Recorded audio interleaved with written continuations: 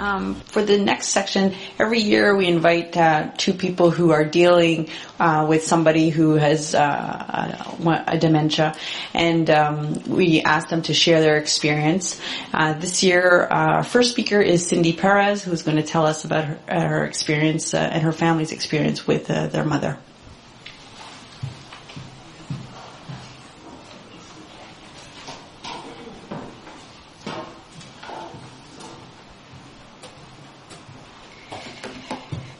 Well, good morning, everyone. I am honored to be here and to have been chosen to tell you all a little bit about the experiences that me and our family are going through.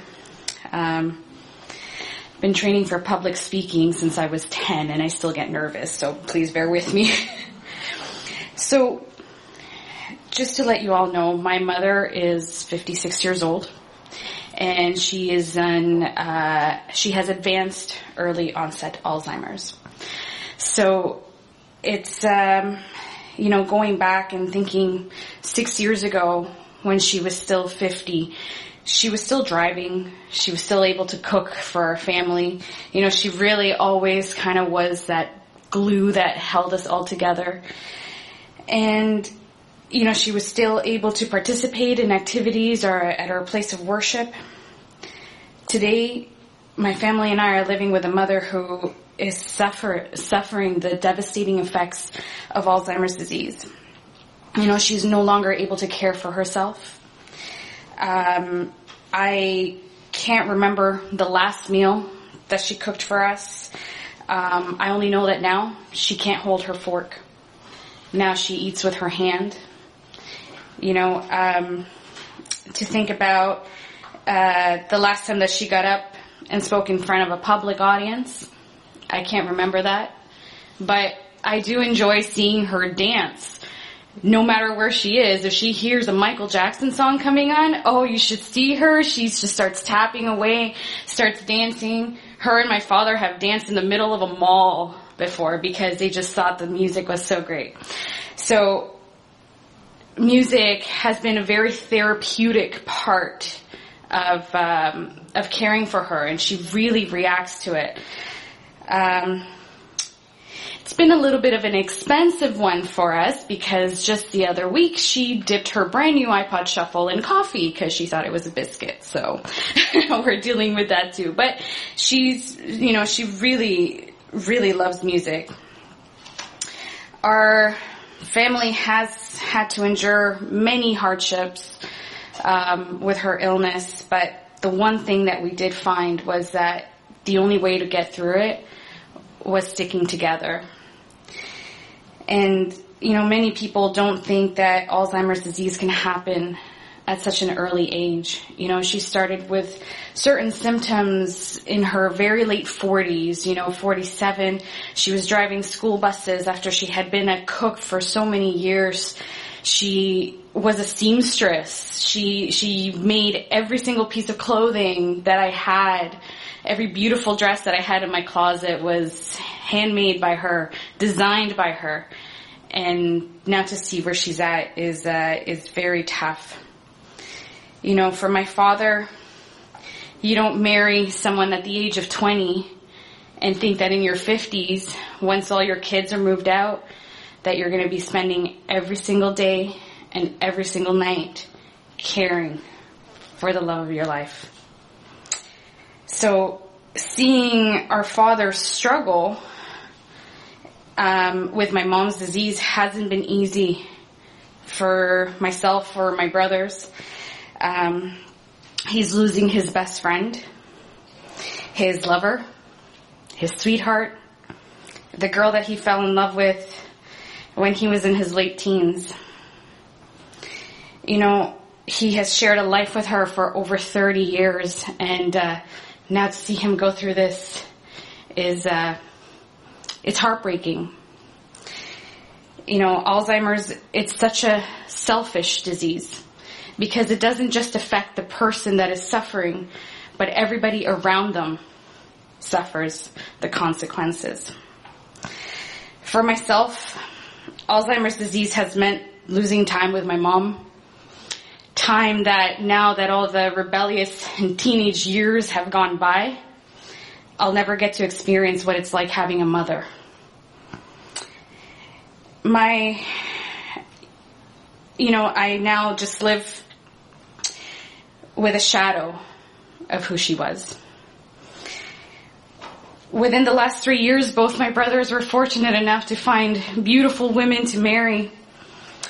Sergio, who's here with me today, was fortunate to hear her say a few things at his wedding. That was 3 years ago. 2 years ago, my other brother, Alex, got married. She wasn't able to say anything at his wedding, but she still got up there with my dad, and she gave a big smile on that day. All I wonder is if she's going to be there at mine. Now, one of the many hardships that our family has had to go through, of course, are emotional ones, but also financial ones. My dad, who was no longer working and taking care of her, the only answer was for me to take on the financial load. Now, as you can see from Maria's presentation, for people that are younger, and not even 60 years of age, not even 65, there's not many programs out there that are government funded that will help us out. So it was, again, a lot of work trying to find programs to help us to get by. I'm 30 years old. I never expected to be dealing with such a huge responsibility at this age. My brothers that were now recently married, wanting to make their own homes and lives with their wives, well, now they were kind of stuck because their hearts broke in having to decide, do I stick close to my mom? Do I stick close to my family? Do I move somewhere and start a life with my new wife? And it's been really hard for them. My younger brother, who lives out in Calgary, reason he had to move out there, unfortunately, not many jobs available for him here in Ontario. And he suffers a great deal being so far from home. I've known on occasions where it's been a very tough day for him to just keep in all the emotions. And with my brother Sergio, I think it's been very tough for him to accept that Alzheimer's has affected our young mother and that we're now dealing with this. And he had plans. He had plans with his wife. They had plans on what they wanted to do together. Now married. And now we are here taking care of our parents as best as we can. Of course, in particular, our mom. So it hasn't been easy. No one imagines that at this age you're going to be dealing with so much. But it's affected, for me particularly, my personal life, my social life, in every way. But, with my brother yesterday that we were thinking about, well, what am I going to say today? Well, one of the things is really, we need to get more attention out there to the public about people that are suffering with this awful disease, getting more help and support. I am so grateful, in particularly to the Alzheimer's Society of Peel, because through them we were finally able to get my mom into some day programs and being able to take her there. And we tell her, oh, you're going to school, and she's enjoyed it. And it's only because people like that are there to help her out. And it's really important for everyone, for all of us, to really get together and support programs like these, because in the end they help us all out. But one thing that I find really important is to get awareness out there to the public about how to treat those that are suffering from this. Sometimes you may see a young person like my mom and people don't know what to do. Nobody knows what it is. And I'd really like to see more of that happen, and hopefully our government step in and start giving a little bit more support for young people like her, because her case, it's not the only one. There's many other people that are also young suffering from this disease. So I thank you very much for listening to me, and it's really been an honor to be in front of you today.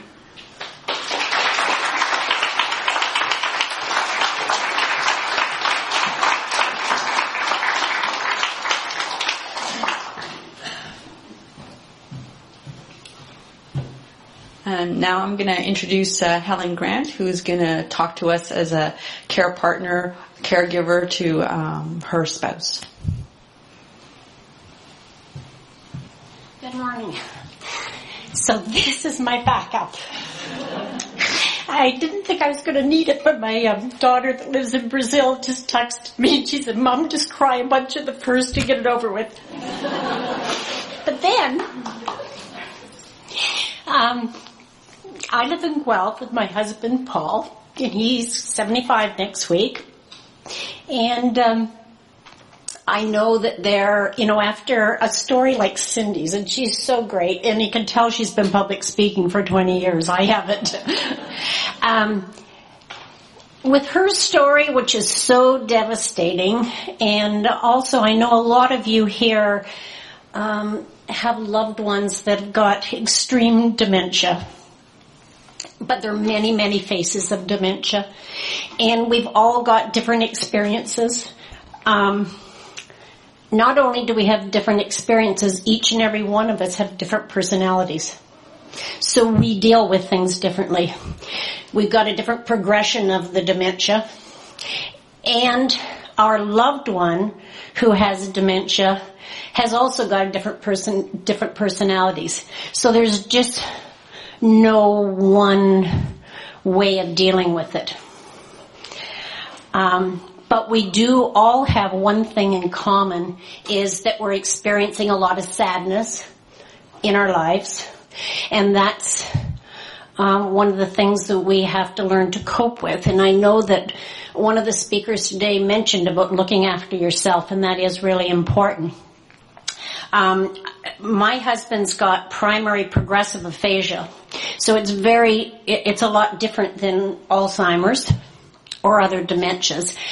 And my son Evan's here with me, and we were saying, oh my goodness, so many people are in a far worse situation than we are. But when I came here, before I came here to talk to you, I thought I was in a bad situation. And it's only because I think that marriage is sort of predicated or built on communicating. And when you lose the ability to communicate, you have lost your soulmate, just like you referred to with your mom. You still have them. And my husband has got a wonderful memory. He's got a wonderful personality. And he hasn't lost that yet. With primary progressive aphasia, which isn't really common, there's 3 different types, but it affects your language area of your brain. I remember exactly the day, 9.5 years ago, that we were out for a walk, and he said one word that just didn't make sense in a sentence. And I know it was in May, and I'll never forget it. But that was just one word. And then just slowly things started happening, and I thought at one point maybe it had some little TIAs. And it was actually, I'm an old retired nurse, but maybe I was in denial. I was, he had just retired, and it was our kids one summer. They said, "Mom, you've got to get Dad somewhere and see a neurologist." So I searched around, and I was sent to Dr. Silver, who works closely with Dr. Tartaglia. And we had MRIs and these testing, to do the testing he hates. And they said, oh no sign of strokes and everything. I thought, oh goodness, that's so great. I was so happy that there was really nothing wrong with him. And then he referred me to the memory clinic to Dr. Tartaglia. And I said, what on earth would you do that for? My husband's memory's better than mine. And she said, well, she deals with other things. Anyway, we've been going to Dr. Tartaglia for a number of years. Paul's speech has gotten worse.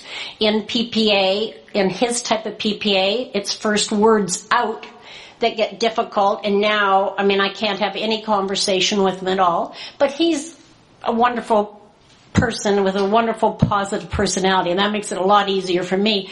But recently, within the last number of months, he also doesn't, it's not that he doesn't understand me, but the words going in are just as difficult as the words going out. If I just say one word or something like that, like we were looking, yesterday I lost my cell phone. And he was really, really trying to help me find it.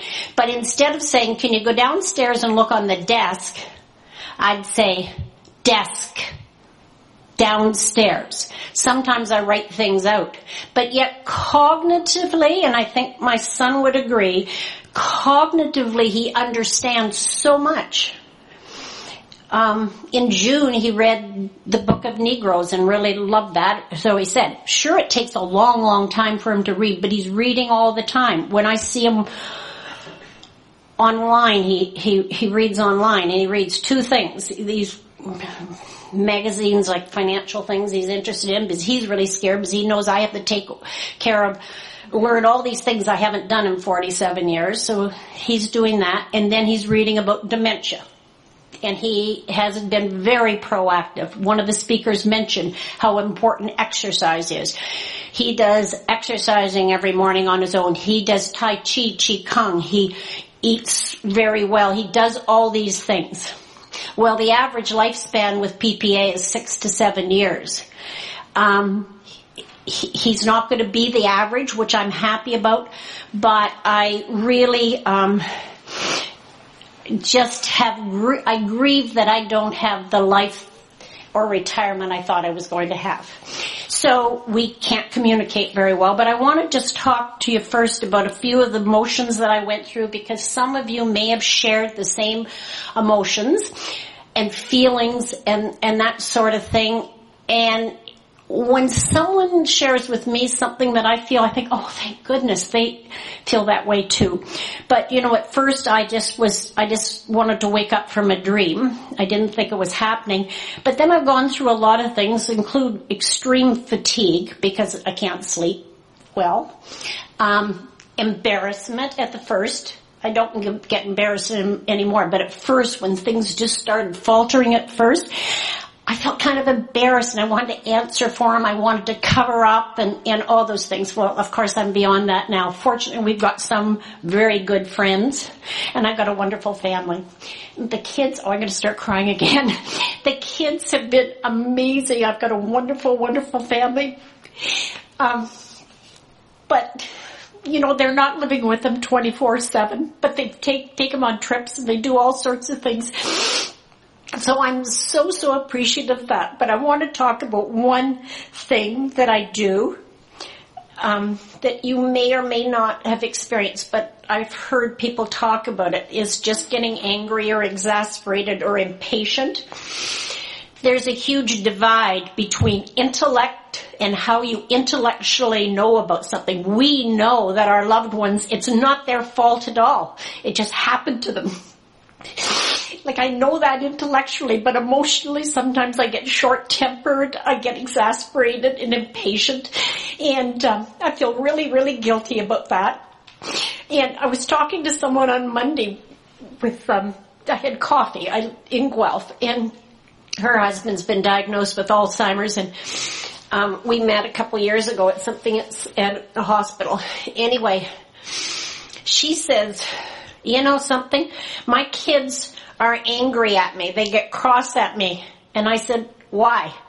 And she said, because they don't think that I'm nice enough to my husband.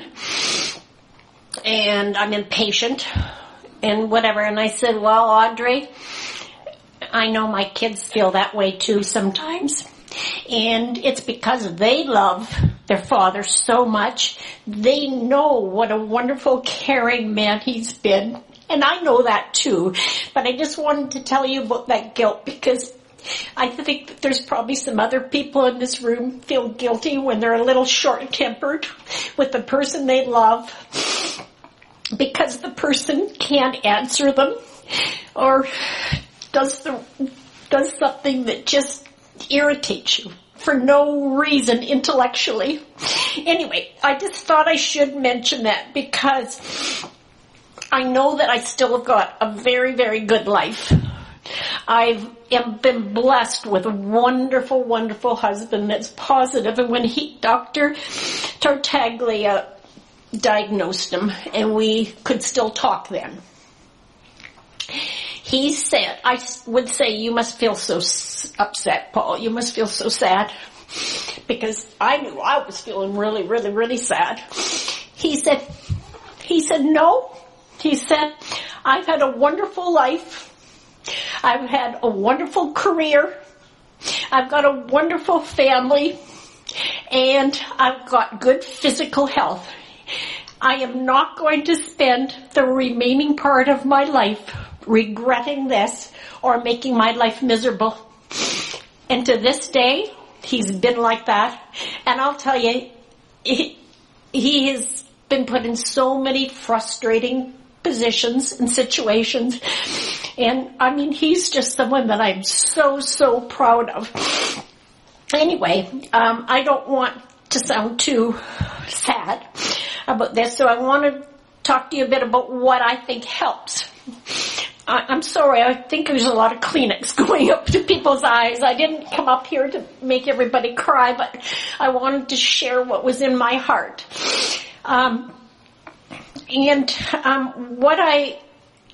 Some people might not agree with this, but 2 years ago, I was dealing with this worse than I am now. I mean, I don't cry like this all the time. It's just that I'm trying to share, some of these feelings. 2 years ago, I was worse. I got introduced to someone in Guelph. Her husband had the same career as my husband too. He was diagnosed at an earlier age than my husband with PPA.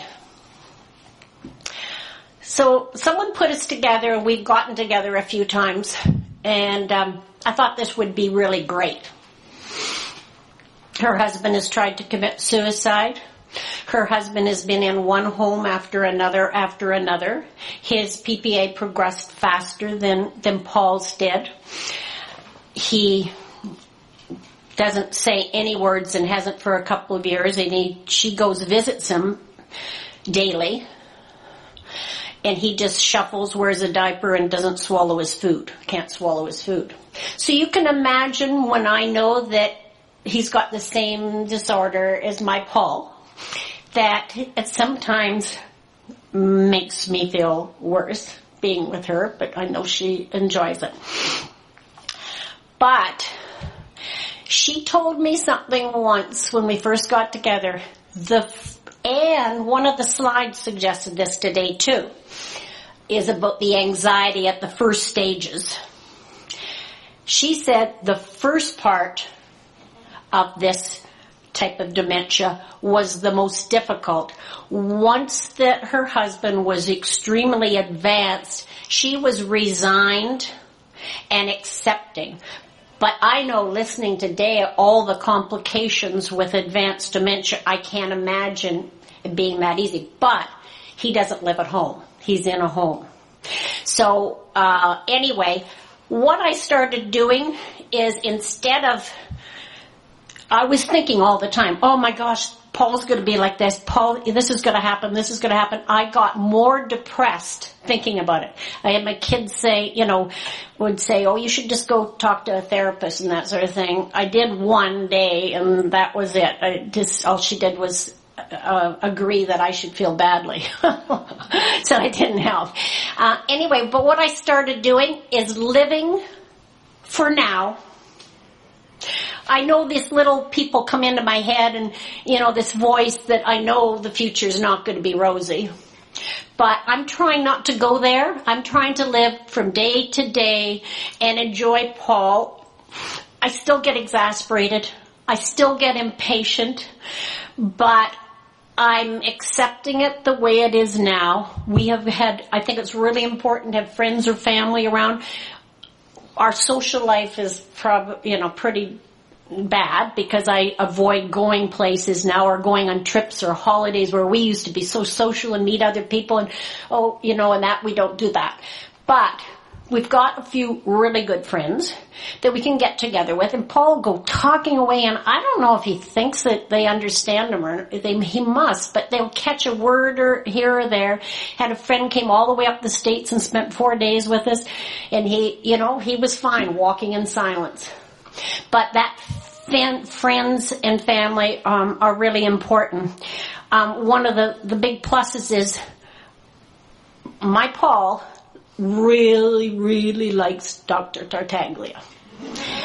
He does not like doctors. He doesn't like them. Paul has always, for some weird reason, been nervous going to doctors.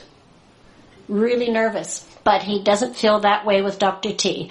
And that's a plus that, for sure. I want to thank the organizers for this today. It was good. And to me, it's great to be around other people that are sharing some of the same things that I've been sharing. I even brought some little cards with my phone number on it. Anybody wants to get in touch or anything like that to keep up their spirits. I want to mention a book that was given to me the summer before last, which helped. My oldest daughter, the one that's in Brazil, and I read it, and it helped, and it was called Ambiguous Loss. It wasn't mentioned on any of the slides. It's by a Dr. Pauline Boss, B-O-S-S, and meaning ambiguous, meaning that we haven't lost our spouse, the spouse or loved one or family member hasn't passed on, but we're living with them and we still have a huge loss in our heart and in every other way.